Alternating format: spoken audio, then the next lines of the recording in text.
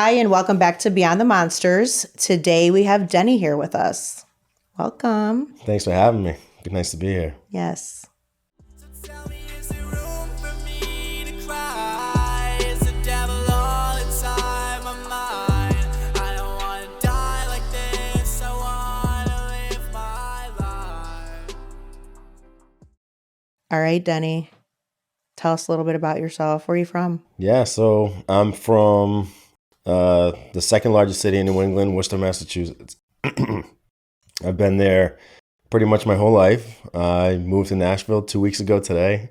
So And exciting. so, yeah, I love it here. Yeah. I visited here probably seven, 8 times before I decided that I wanted to make the move.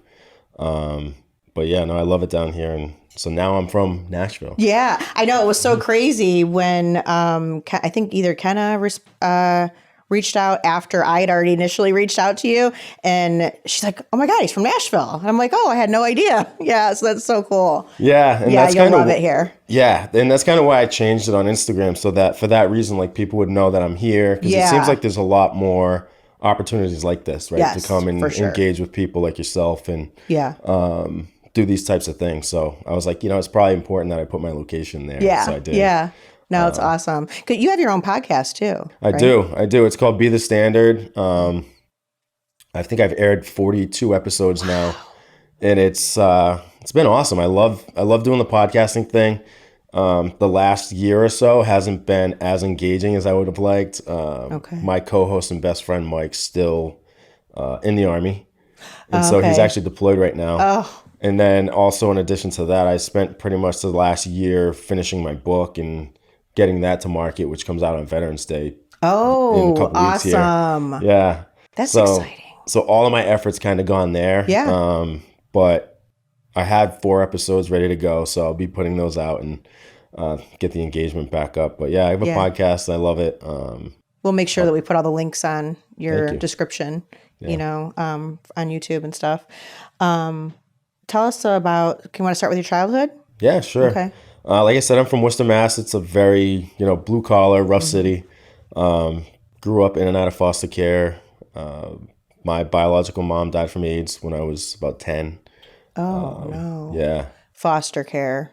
Yeah. Same. I was there too. So every time I hear that, it makes my heart sink. Yeah, and to be fair, yeah, I know that foster care for most people, most kids is a negative experience.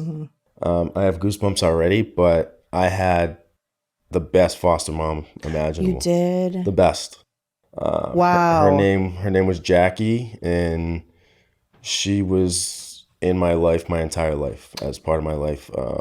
She was at my high school graduation. She was there when I got home from Afghanistan to celebrate that. She was there at my wedding. Wow. So she was there. She was Yeah. present, and a very, very special woman. Always showing up for you. Always. Yeah. And we were very close until she died about Oh, no. 8 years ago. Yeah. She had to be pretty young, right? She was in her early 70s. Still young, yeah. But she was in great shape. Like, her and I would go to the bar, grab a beer. I would go to her house and we'd sit by the fire and have a beer and just chat by like the fire pit that she had. And I hate talking about how she died because it's awful, but she, like I said, she used to sit by the fire, drink her beer. She would do that by herself. And one night she stood up to either get another beer or get a log for the fire. I don't know what she was doing, but she had a heart attack. And she fell into the fire and never recovered. But that's how I lost like the sweetest person just in the world to me. She was the best. Oh, God. That's but- horrible. Yeah, but I know most people, their foster experiences were negative. Mine was great. That's amazing. That's Still probably had one of the- the first times that I've Yeah. heard that. And don't get me wrong, like, my childhood was still very tough and there were still so many things I had to deal with, but she was at least she was a good source of peace and love and comfort. Yeah. And she was the first woman to ever show that to me. So yeah, So I love did they- talking about her. Oh, In yeah. case you I mean, couldn't she sounds tell. amazing. In case you couldn't tell, I Yes. love to talk about her.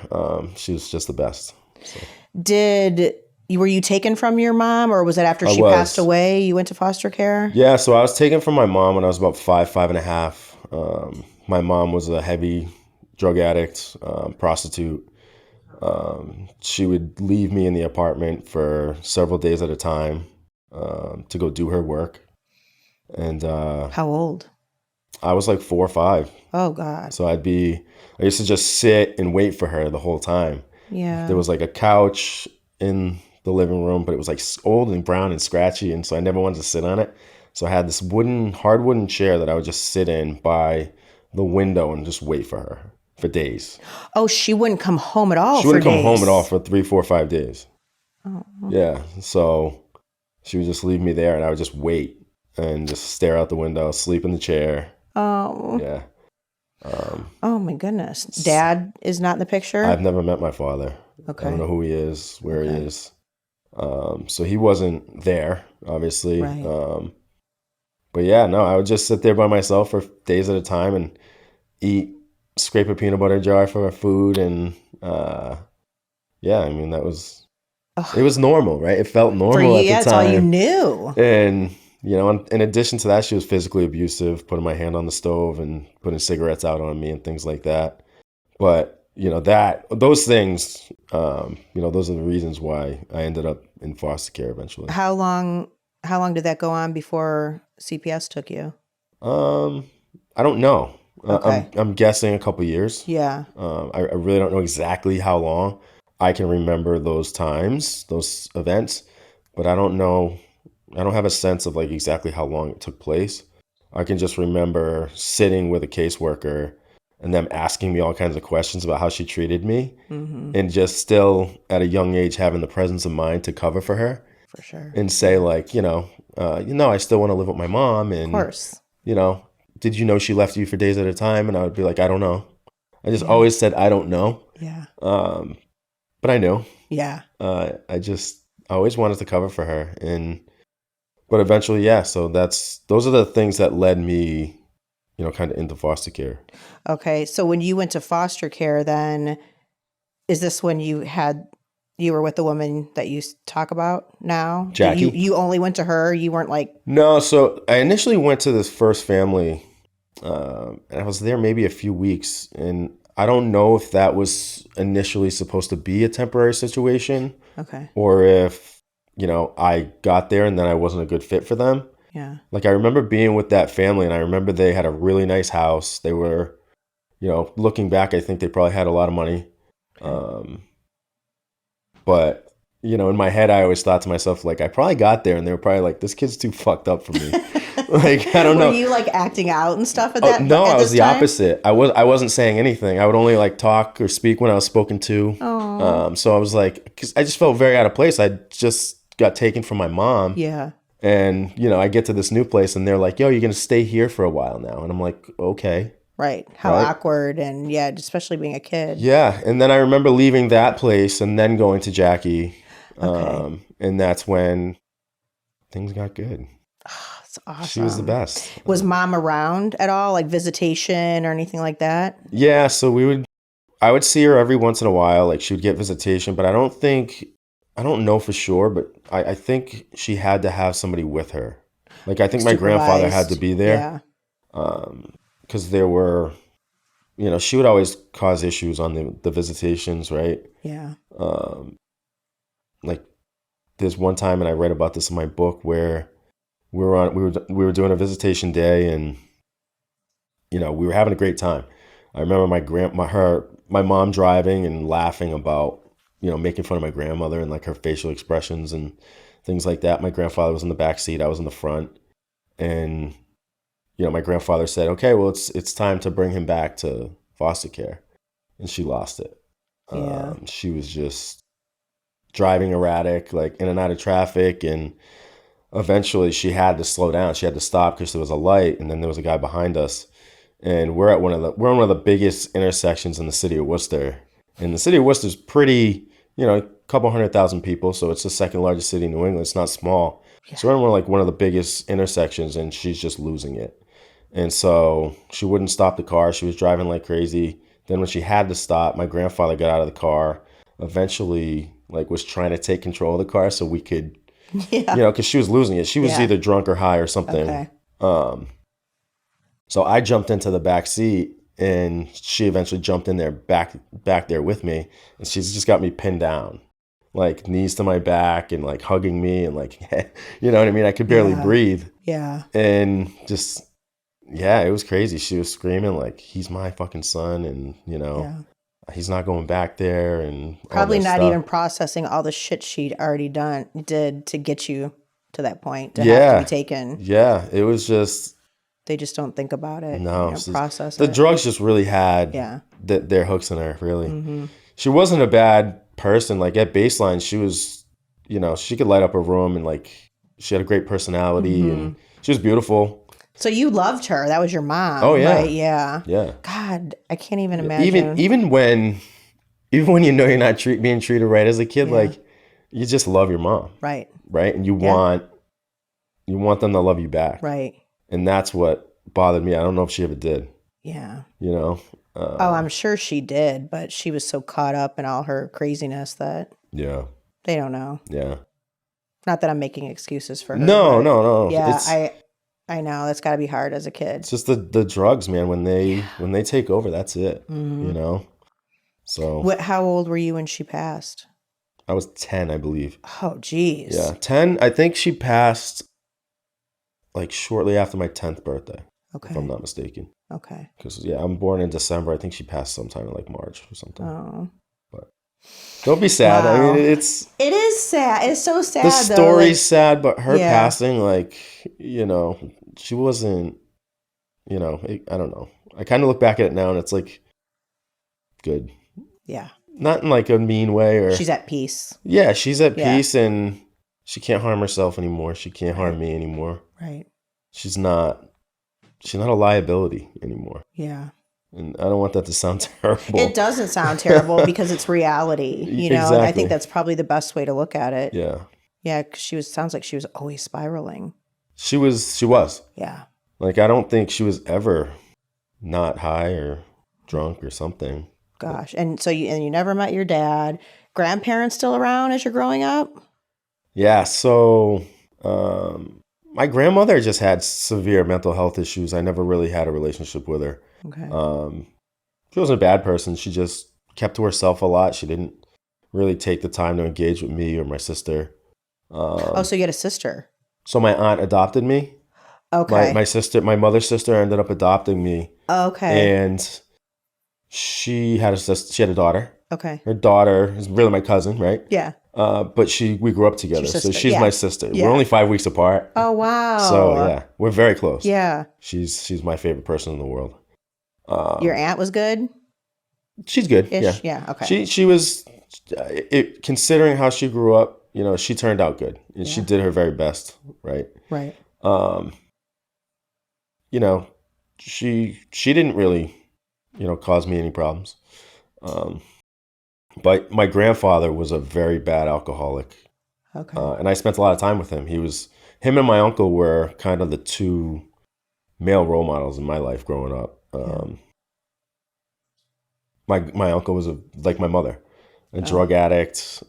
He was also a diabetic. He was had a lot of problems. He was always in and out of jail for drugs or fighting or whatever. Okay. He was very physically abusive to me. I was kind of like his punching bag, his sparring buddy. But I would see him a lot on like visitations, like, or weekends away from foster care. And yeah, he always wanted to fight. Like and here I'm a kid. Right. You know, he's like probably in his mid-20s, Yeah. late 20s, and he wants to fight a kid. That says a lot. Yeah. Right. And he wasn't a big guy. He was very small, actually, probably Yeah. 5'4". Yeah. But he would like punch me in places where he knew my shirt covered, so I wouldn't go back to foster care with bruises on me. So like Calculated guy. he was, Yeah. but when I was about 13, he started pulling this shit, and I was bigger. Wasn't a big kid, but I was about his size or maybe a little taller.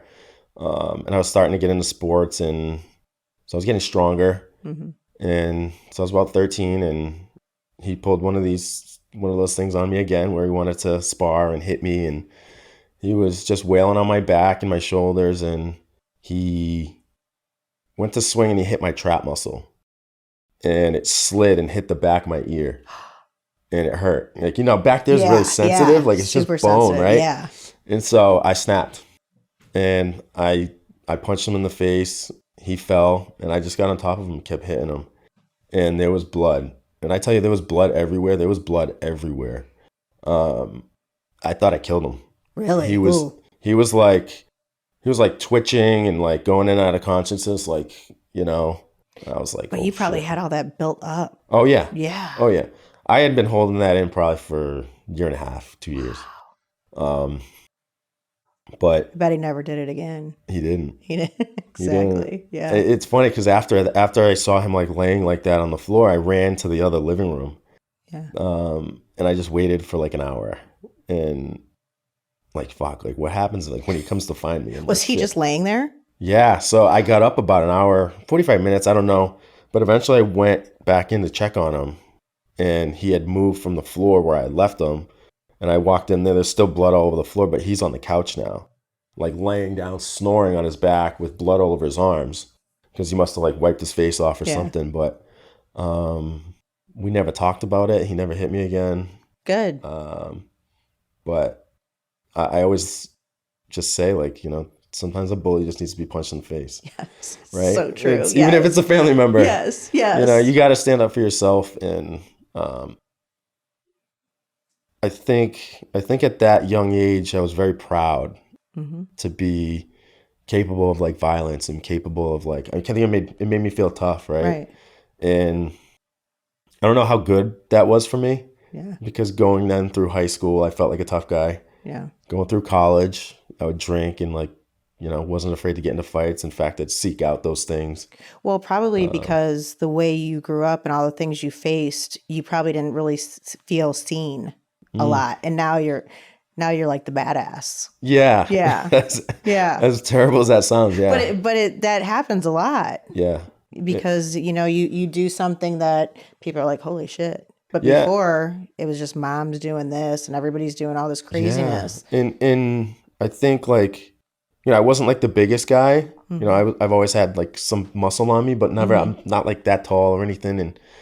But I always felt like, it doesn't matter. I'm still tough. I can fight anybody. I'm not afraid of anyone. And it just it gave me this false sense of confidence in myself that wasn't always a good thing. Right. Yeah. Did you get in a lot of trouble from fighting? I got suspended once when I was 15, I think 14 or 15 for fighting in school. Hurt that kid bad too. Like it just, yeah. But yeah, I got in trouble for fighting once then, and then again when I was 16, got into a big fight where I got arrested. Me and a bunch of my friends in high school. It was crazy. It was after a soccer game. I didn't play soccer, but me and all my friends went to the game, and it was against our rival high school. And we knew all the guys from our rival high school, and we saw them there. And so after we left, we went to this pond where we always hung out and drank and whatever. And we got there, and the place was trashed. Like chairs flipped over, spray painted, just trashed. And we knew who did it. We knew it was the guys that we saw at the game. And so right away, we loaded up in our cars and we drove into their town looking for them. We're like, we're going to find these guys and we're going to fight them. And you guys were only 16. Well, I was 16. A couple of those, like I was a sophomore. Those guys were seniors. Oh. So there were some of them were 18, some were 17. Okay.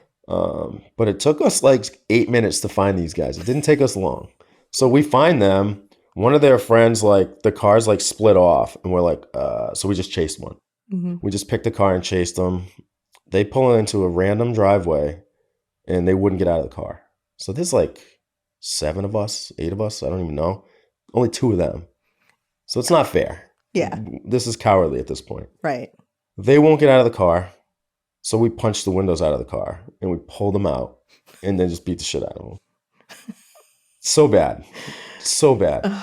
And cowardly, terrible, right? And yeah, we all got arrested. So you guys are young and you're boys and craziness. And at this point, I'm living in a very small town, Thompson, Connecticut, 6,000 people. So like we're just country kids with nothing better to do. Right. Right. So I went from like the city kid, right, to now I'm in high school in the country. Right. Like, and we have nothing else to do. Right. We drink beer and we fight each other. We get in fight. Like, right. It's just, that's what we do. So we get into this fight and, you know, we're all charged with assault and battery, destruction of private property, breach of peace. I mean, and a slew of other charges that if I wasn't 16 would have just changed my life. Yeah. You would have been in deep shit. It would have been jail time. It would have been a lot of different things. I got lucky. I got charged under Connecticut's like youthful offender program, where it was like mandatory anger management, and like community service. Yeah. In the community service, they let me do like refereeing recreational basketball games and stuff. Oh shit, which that's I was fun. already doing. Yeah, yeah. So it worked out like okay, right? It didn't show up. It's not on my record or anything. Did it help? What? The anger management? No. No, yeah. It was the same as when I was a kid. I'd sit there in therapy and just say, I don't know. Yeah. Like I didn't engage. I didn't. Right. It was like the court told me to be there. I didn't want to be. I just showed up because I had to. Because it would have been a violation of my probation if I didn't go. Yeah. But the funny part about that is those kids we got in the fight with, those are my friends now. Really? Yeah. They're great dudes. Yeah. They're great guys. It was just, you know, young kids just being young and punks, dumb. Right? Yeah. But yeah, they're great. We've gotten well past that. We've laughed about it. And well, they kind of started it, but I'm just saying. Yeah. But again, for us to the do outcome at the end. For us to do the 8-on-2 thing was so bad. But you know, kids do stupid shit, and that's what it was. So you get through high school then too, right? Because you graduated. Yep. So I do want to talk about my grandfather because you asked about my grandparents. Yes. So he was a very bad alcoholic. I hated him as a kid, but I always wanted his approval. Yeah.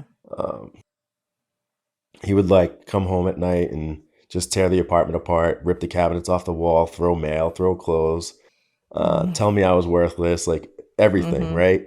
My sister remembers some of this too. He was like that with her, but only when he was drinking. Yeah, he acted like this. Nice. Only when he was drinking. He. Other than that, he was a great guy. Like he was, and so he would do that, and then you know there was one night where he told me that my mother should have had the abortion.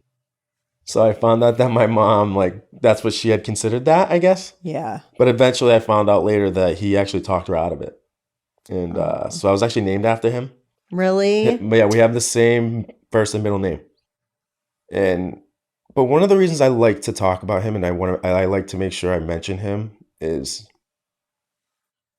because when I was 17, he got a DUI, which surprised none of us, right? He was just such a bad alcoholic. Right. So when he got that, we weren't surprised. But he stopped drinking after that.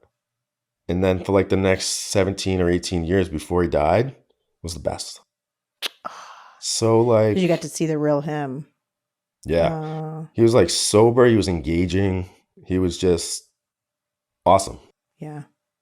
He ended up just being so proud of me and telling me finally that he was. And we just got very close. So I say that like I've never loved and hated someone so much and so strongly besides my mother. Him and my mother both. But he ended up being just the best. So I like to talk about him because he's a good example of like, it's never too late to get your shit together, to be a good person, to treat people the right way and try to make up for your mistakes. Yeah, and it's mind-blowing how people can be like that, though. My stepdad was the same way. Nicest guy ever. Everybody loved him. But when he drank, holy shit. Completely different person. Like, he was a motherfucker. And just like when you guys get like little flashbacks as you're talking about that, destroying the house and beating the shit out of everybody, like it. Yeah. But then when they're sober. Yeah. Yeah. Yeah, he was the best. Even like when I joined the military, he loved that. He was a Navy guy. Did you go right out of high school? No. Okay. So I did 3 years of college. Okay. And basically what happened was I couldn't afford college anymore. I couldn't even take out more student loans. So I did 3 years. Then I went back to work. My college job was working at Home Depot. Worked at the paint counter. So I basically made that my full-time gig after I decided to take a year off. And as I was mixing paint in the paint counter at Home Depot, an Army recruiter walked in from the Massachusetts Army National Guard, and I don't know if he spotted an easy target or what, but he started just flashing all these financial benefits to joining the Army National Guard in Massachusetts. And essentially, it was a $20,000 signing bonus, which for me at the time, I was so broke, that might as well have been $1 million. Right. $20,000, they'll pay off $20,000 of your student loans as well, which I had about 40,000. So that was awesome. Big deal. Yeah. And so I was like, where do I sign? You know? Yeah. I said, if I do join, I said, I want to do something where I'm going to be in the fight. Which at the time was like Iraq was popping off and Afghanistan was popping off. So like I wanted to be in it if I was going to join. So he told me about the infantry, kind of explained like what their job was and all that. And I was like, cool, let me do it. Let me sign up. So I joined in 2006, about a month and a half after that meeting with him. And wow, that was quick. Yeah, I joined that May. I think I shipped for basic training that August, the end of August. So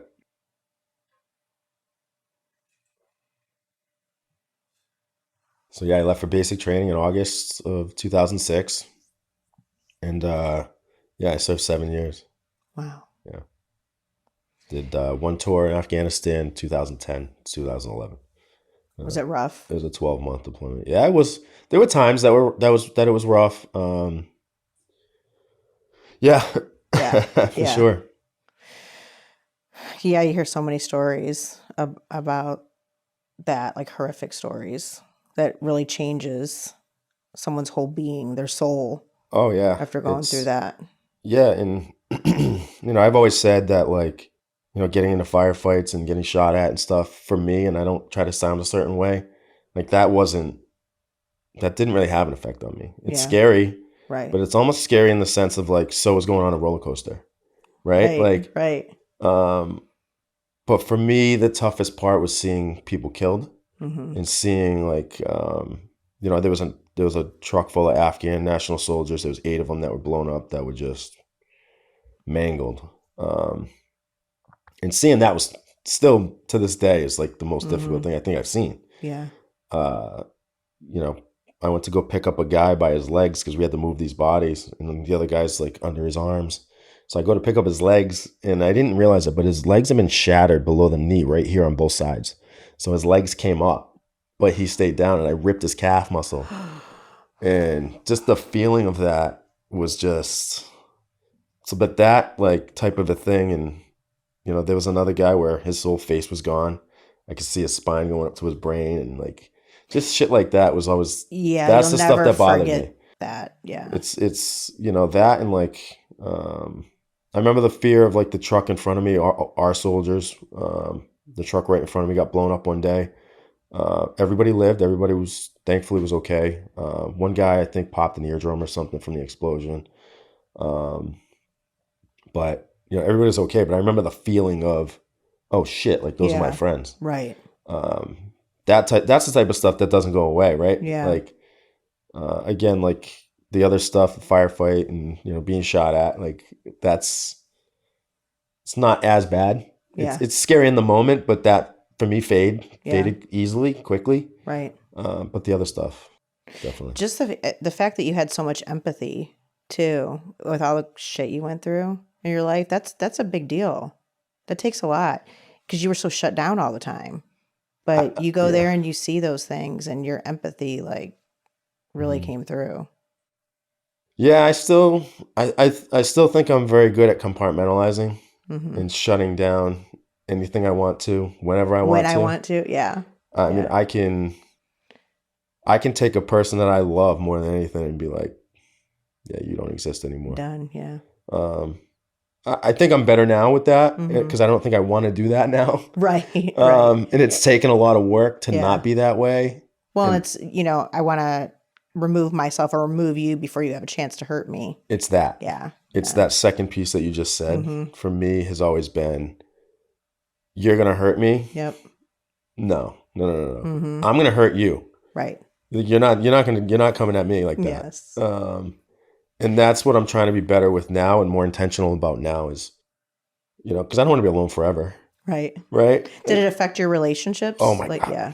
It cost me my marriage. Yeah. Hands down. Just from like shutting down and shutting down and just like pushing away. And yeah, even since then, I've struggled big time with like letting people in and, but it's been a lot of work. Well, for so long you had no reason to trust anyone. Why would you trust anyone? Did you have people come into your life that you should have trusted and believed in and you just pushed them away? Yeah. Yeah. Yeah. I've spent probably hundreds of hours in therapy trying to talk about just that piece. Yeah. And trying to understand just that piece. And, the answer is always the same, right? It's, well, look what your mom did and how she treated you. And it's like, yeah, I know, but like I'm not a kid anymore. Like it's time to get over it and move forward. And yeah. And I think I'm now finally in a place where I believe that I can, be more vulnerable and trust and. Well, and if a lot of people are like kind of what I just said to you, look what she went through. And, if therapists and people are saying that to you, it's almost like I feel sometimes when they say that too much, you start to make it your own crutch. This is why I'm doing it. Look because I went through this shit and I went through that. And that's my excuse. Yeah. And it's. Sorry. Yeah. And it's so unacceptable, right? It is. Yes. And when you're doing it that, in a lot of cases, like those excuses, they're there. So as you're doing this stupid shit and hurting people, it's like you're pre-programming your excuses already. Yeah. And you just, it's almost like you can't stop it. Right. Like, and you just start to justify it to yourself. Right. You tell yourself the story, you tell yourself the justifications, and that's all you need to keep, doing everything you can to act against your own values. Yeah. And I've done it 1,000 times. And that's what I've needed to work on the most is that stuff. It's a lot of work. Oh man. It's a lot of work. It sure is. Yeah. It's scary as hell to let people in. I mean, I get that. I'm even like that with friends and stuff. It takes me a while to let people in because you are afraid. Yeah, I'm like that too. I have a very small friend group. Like people who are actually my friends. Everybody else is just an acquaintance, right? Right. We can golf together. We can grab a beer together, but like you're not like my close friend. You're just my people. Yeah. I got a few of those, and I'm fortunate to have them. Yes. But not everybody falls into that category. Yeah, for sure. I get that. I get that. Trust me. So how old were you when you got married? While you were in the military, did you? Yeah. Okay. We did like the quick, we're going to get married right before I go to Afghanistan thing. Okay. Nobody knew about it. It was just us like doing our thing, and we were happy, and we did that. But then we did 2 years later when I was back from overseas, we did a wedding with everyone. I was 29. Okay. So still pretty young too. I mean, 29 is young, especially for you men. It takes you guys a little bit longer. Absolutely. Takes you longer. I still don't have my shit together. I'm going to be 43 soon. Yeah. I think I'm just coming around now, maybe. But totally normal. Totally normal. I was young, and I think I got married because it was just, everyone was doing it. All my friends were getting married. All my friends they just looked like they had this stability with themselves and with the family life and everything like that. And I was like, well, that's what I need. Yeah. I've never had a normal upbringing with a normal family. And so that's why I got married. And, not that my ex-wife wasn't great. Yeah. She's still great. Yeah. Did you guys have kids? No. No. But we were together 12 years, maybe. Oh, a long time. Almost 12. Yeah. Okay. But is it something that's really shaped you? Things that you've learned from that? It has. But, like we just talked about, pushing people away in relationships and compartmentalizing and, I'm going to hurt you before you can hurt me. I did that to her. Yeah. She didn't deserve it. Right. She's a great person. Mm-hmm. I was not a good husband. I was not probably wasn't ready for marriage. I probably wasn't good enough for her. And would what she just keep deserved. trying? Would she keep trying Yeah. and showing up? And yeah. She never quit on me. I eventually quit on us and her. Okay. Because I just thought she deserved better, and my guilt and everything took over, and I just ended it. That's kind of selfless to do, though, because you could have just kept it going. It was comfortable, probably easy. It was comfortable. But you thought about her. And we had built a great life together. We had a $500,000 house and beautiful house. Like our backyard looked like a resort. It was great. Yeah. She's beautiful, and I'd worked so hard to, get all these things, right? Like, let me separate myself from my family as much as I can by, having the big house, the nice house with the gorgeous wife, and right. All these things. But once I had all that, it was too normal. Like, where's the fucking chaos? Right. That's what I need in my life. Because that's what you lived. Yeah. I need some controversy. I need chaos. I need things to be fucked up. Right? I'm not laughing at you. I'm just laughing with you because I get it. And that's just how I was. That's just how I've always been. Yeah. Is when things are normal, for me, that's scary as hell. Mm-hmm. When things are boring, that's scary as hell. Right. So you're not the guy that just wants to like sit at home on a Friday night and watch TV or hang out, or I actually do that a lot. You do that a lot now? Okay. I stay in a lot with just me and my dog. Okay. I limit myself to, I go out once a week. Okay. It's either Friday or Saturday. I pick a night, sometimes it's one or the other, and it just kind of depends on what my friend group's doing that night or what's happening or whatever. But I spend every night pretty much at home, just me and the dog. And okay. A lot of time with yourself. A lot of time with myself. A lot of time to think. Yeah. And that's only been more recently that I've done that too. Mm-hmm. I've more than several times I've gone down that path of like going out 3-4 nights a week and dating or using women, right? Yeah. To like not using women, but like kind of using women to heal the loneliness. Mm-hmm. Mm-hmm. To fill the voids at different times. Filling the voids and not being intentional about what I want. Yeah. Being honest about it with them. Right. But not being intentional with myself and probably what I want out of life and what I deserve. Mm-hmm. Like, because ultimately I do want to get married again. Mm-hmm. I want a family. Yeah. I still want kids even though I'm 42. Right. And, the way... I mean, what's his name? I saw just had... What the hell is the name? 70 years old, just had a kid. So De Niro? I mean, you got some. Was it De Niro or Pacino? Well, he did too, but somebody just recently had another one. Dan, do you remember? Kelsey Grammer. Oh, did he? Somebody was. I just saw it like 2 days ago, and I'm like, holy shit! 70 years old, having another one.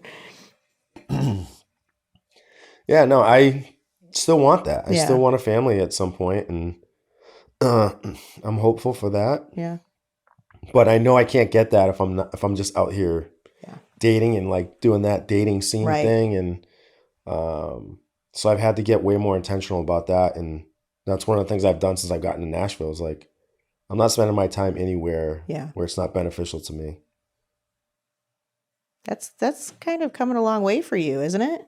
Huge. Yeah. For me, that's huge. Yeah. Because I've been so comfortable for so long, just being alone. Yeah. And, dating and everything on my terms. Mm-hmm. Right. But now it's like, it's time to settle and not settle for someone, but settle. Yeah, but that's so good. Into, something real and allow myself to be vulnerable, which isn't something I'm good at. Super tough. It's not a strong suit of mine. Right. But, I talk about a lot of things online about, getting out of your comfort zone and doing things that, are hard, physically, emotionally. Yeah. And just embracing that kind of a struggle and that adversity and taking action against those things so that you can get what you want out of life. Right. And so I need to do that myself. Mm-hmm. Right. You can't talk about it and not live it. And so that's kind of where I'm at. Is, Awesome. Yeah. But now I'm very uncomfortable. You know? You're like, So- shit, I'm too vulnerable. Yeah. It's enough. Yeah. Yeah. So now I'm uncomfortable, Yeah. but it's a requirement. Yeah. You know, it's a requirement for me to get what I want. Yep. You have to push through it. Yeah, for sure. Keep going. Keep sharing. Go wherever you want with this. Yeah, absolutely. And that's why I'm so excited for the book, because I think, I can't wait to read it. I'll get you a copy. I have some authors' copies that I can order, I think, starting Love like in it. a week or so. Yeah. But I'd love to get you guys one. And but one of the things I like, one of the reasons I wanted to share my story was because, you know, you let people know that they're not alone.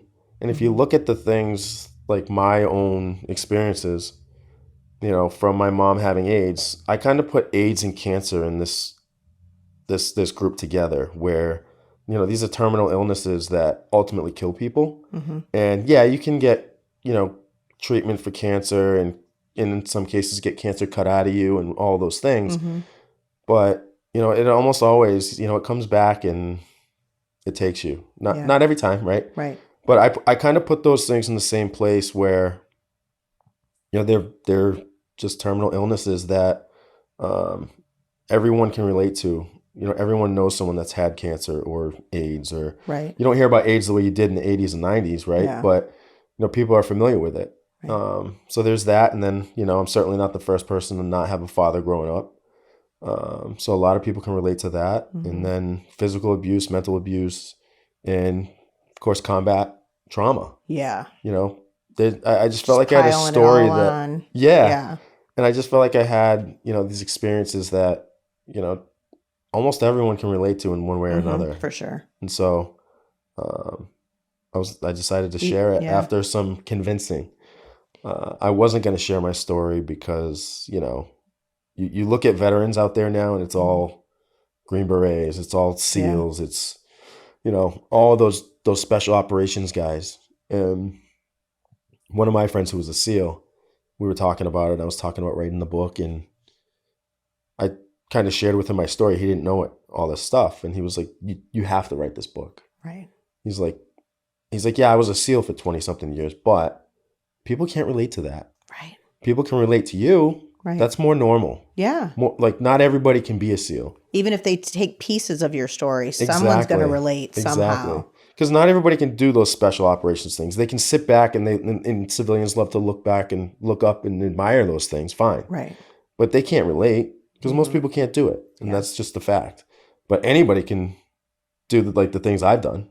Yeah. Right. I was just an infantry guy in the Army. Most, not everybody can do that either, but most can. Yeah. Most guys can do it probably.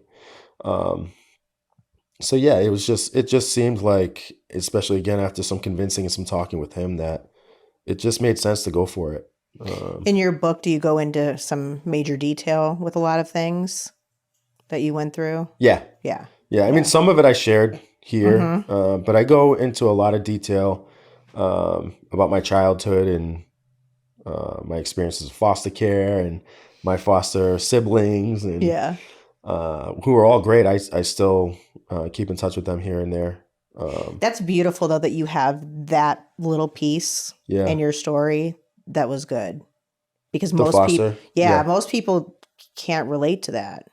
I call it out in my thankfully, book. Yeah, you did. I call it out in my book. I think it's something like 80+% of kids that go to foster care experience some kind of abuse, physical, mental, whatever, sexual, in foster care. And so, which boggles my mind, because if you're going to be that person to take in these kids who are already traumatized, don't you want to be like my foster mom and like their source of strength? Disgusting. That's crazy. Yeah, like everyone that I went to was sexual abuse, physical abuse, definitely mental abuse. Insane. And it was like almost like it was just a check for them. Yeah. And it was like just like kind of like a mill where kids were in and out, in and out. You know, shit happens at one. They don't really, but I'm going to be 50. So this is like long ago. They didn't believe you as much when shit was happening. And, oh, you're probably just a bad kid, so let's put you in this one. Same shit happens. Oh, it must just be them. But it's happening to all the kids. And that's why I love that part of your story, that there was like some good in there. My foster mom wanted to adopt me. Yeah. She was obsessed with me, and she was Aw. just the best. We used to sit in a huge recliner and watch Nick at Night every night. Yeah. Mork and Mindy and those old shows. I Love Lucy. Yeah. Yeah. And we would just sit there, like eat ice cream, and like she would just like snuggle me like with everything she had, and just the sweetest woman. I love her to death. She's the best. I have a question.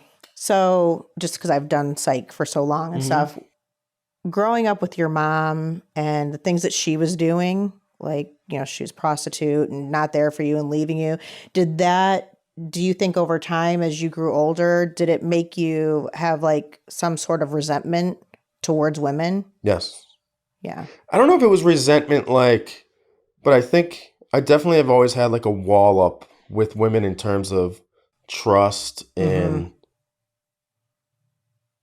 yeah, I just never, it's been a big thing with trust. Yeah. Because I don't think, I've never trusted like they won't completely hurt me. Or Because destroy you me. never had that bond with your mom. Never. Yeah. Never. Like I did have it with my foster mom. Yeah. Right?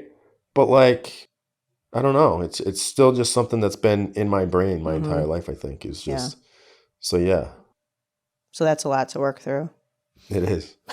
It is. Sure. And that's what I've been doing. My Yeah. focus has been on that because I want to have a meaningful relationship with a woman Yeah. that, you know, has my back and I can have her back and protect and provide and, Yeah. you know, do all those things that a man should do, you know, and be able to trust myself that I'll be able to do all those things. Yeah. But try not to be too hard on yourself. Yes. And that's another big thing for me is I'm very hard on myself. Yeah. And I struggle so hard to feel like I'm worthy of a good woman and worthy of, you know, somebody to love Yeah. and to receive love. Those have been big struggles for me. That's a lot to even say out loud. It hurts to Do say you know what I mean? Like, no, but it's awesome. I love it. We're probably going to have so many women be like, I'll date him. We know where he lives. Yeah. Oh, that's Yeah, funny. no, that's awesome. I don't think you give yourself enough credit. I don't know. Yeah. I don't know if Because, I do. well, hearing your story and knowing, you know, things even on a professional level, like when I'm looking at it like that, like you've come a long way. Like I said, just to be able to say that out loud, that's huge. Yeah, it's taken a lot of And therapy and like vulnerable ownership. Yeah. Yeah, I don't know. I've just made a lot of mistakes and just try to own all of it. And like we talked earlier about excuses and having them pre-programmed in your brain, like Yeah. like even sometimes now I catch myself falling back on that and going back to that place. Right. Well, that happened because of this, or my actions were this because of this, and Right. it's just completely unacceptable. Right. Once we own our shit, though, I think it gets a little easier, but we just have to keep owning it. Yeah, Yeah. and that's Yeah. and- It's and tough. It can be tough. I've had like these stretches of like 6-12 months where I've really owned it, and then I've just like fallen back. I've gone backwards. The Yeah. demons are back, right? Yeah. And it's like, you know, here I am telling myself the story again, Yeah. and it's What do you do? What do you do when that starts happening? man. So my podcast was built off of the 4 principles of setting standards for yourself, creating habits, executing, and then holding yourself accountable. So for me, that process. I need to watch it. It's awesome. So for me, that process is what keeps me. Yeah. You know what I mean? Uh-huh. And you know, people ask. My podcast is called "Be the Standard," so people ask me all the time, "What does that mean?"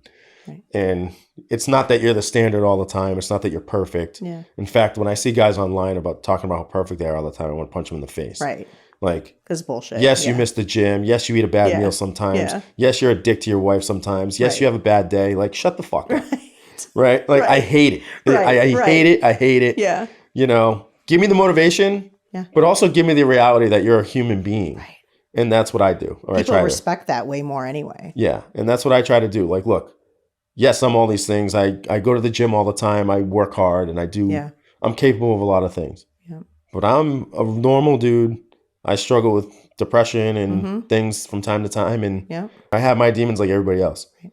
And that's the consistent message that I try to push. And No, I love it's it. having that process in place of those 4 principles for me that I can fall back on. And that's what being the standard is. It's not that you're perfect all the time, but it's that you have something in place to revert back to when things start to go sideways. Yeah. I love it. This is going to resonate with so many people. I hope so. Yeah, it will. I hope so. It It's the only will. reason I'm doing this.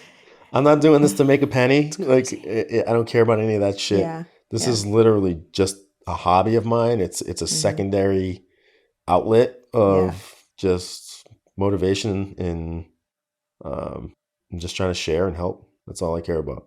I love it. I'm thankful you came on. Yeah. I'm thankful to be here. This is great. Thank you so much for sharing. It's awesome. Yeah. And we'll make sure we put all your links Thank you. in the description so people know how to reach you. Yeah. I want credit if you meet your wife that way. I'll give you the credit. I will. If I meet her that way. Yeah, you never know, right? You guys come to the wedding. Yes, yes. Shit, you can officiate. Yeah. Hey, I've done crazier shit. All right. Yes, I will absolutely do it. Yeah, no, so I appreciate that. And Yeah. right now my biggest thing is the book. I can't wait to get it out. And I'll definitely get you a copy. I'm Yeah, I gonna can't order wait some to read copies. it. Yeah. I think they'll be available for me to order maybe in like next week. Oh, But the week, not this coming Tuesday, but the following Tuesday is when it comes out okay. on Veterans Day. So Awesome. I'll get you a copy. For What sure. a day to have it released. That's awesome. I strategically chose that. I was just randomly doing research in a Google search, right? It tells me that traditionally books would be released or published on a Tuesday. And so just for the hell of it, I'm like, I wonder what day Veterans Day is on this year. Yeah. And I Googled it, I looked it up, Supposed and to I was be. like, this Yeah. is perfect. awesome. So I chose Veterans Day for that reason. And I love my publishing consulting team and my editor because it's been a very tight timeline. And they initially both tried to tell me, like, I don't know, we're pushing it. I don't know if we could do it. Yeah. But they both came through big time and worked their asses off for me. Because it's tedious. I mean, even for you to write that stuff. I've read my book now 50 times. Have you? Yeah. It's editing it, changing things, and then my editor's doing the same. Yeah. And she's just she's the best. She was That's a good great. editor, writing coach. She made me better at writing. But just the way this team that helped me put this book out just came together to do it is incredible. Because they both just were like, we can't do this. Is a tight timeline, and they both just, Well, it was supposed to be. yeah. Yeah. I'm just grateful that we were able to hit the deadline, and Yes. I'm pumped for it. How exciting. I'm really excited. Yeah, no, that's awesome. Well, thank you. Thank you.